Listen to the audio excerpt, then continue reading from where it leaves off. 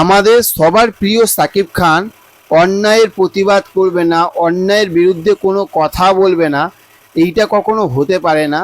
আপনারা সবাই জানেন, আমরা সবাই জানি যে এই যে সময়টা বাংলাদেশের কিন্তু সত্যি কথা বলতে প্রচুর কিন্তু একটা খারাপ সময় যাচ্ছে।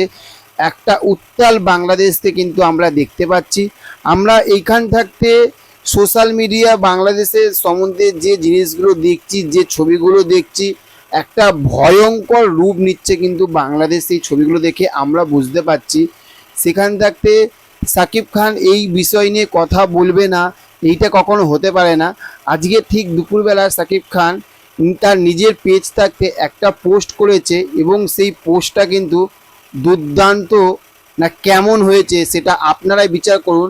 পোস্টটা এত সুন্দরভাবে লেখা হয়েছে যে উনি লিখেছে, উনি সত্যি একটা বুঝতে যে উনি এত মন থাকতে উনি লিখেছে।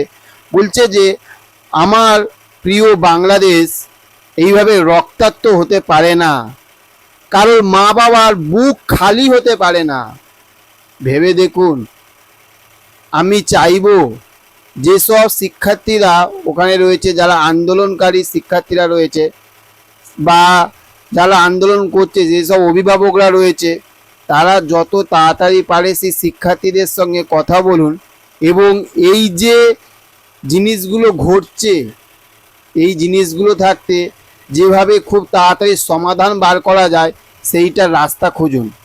তাহলে ভেবে দেখুন, এবং আপনারা পোস্টটা সাইডে দেখতেও পাচ্ছেন, তাহলে বুঝতে পাচ্ছেন যে আমাদের সাকিব, কালকে থাকতে অনেকে ভাবছিল যে সাকিব ভাই কেন এইটার বিষয়ে কেন কোনো কথা বলছেন। আমরা সবাই জানি যে সাকিব ভাইয়া এই সময় সত্যি খুব বিজি ছিল দুবাইতে, কিন্তু সেই মানুষটা আজকে নিজে থাকতে যে 4 লাইনের পোস্ট, 4 লাইনের লেখা, ওই লেখাটার মধ্যে ভেবে দেখুন কতটা পাওয়ার আছে, মানুষের মনে কতটা জোর পেল।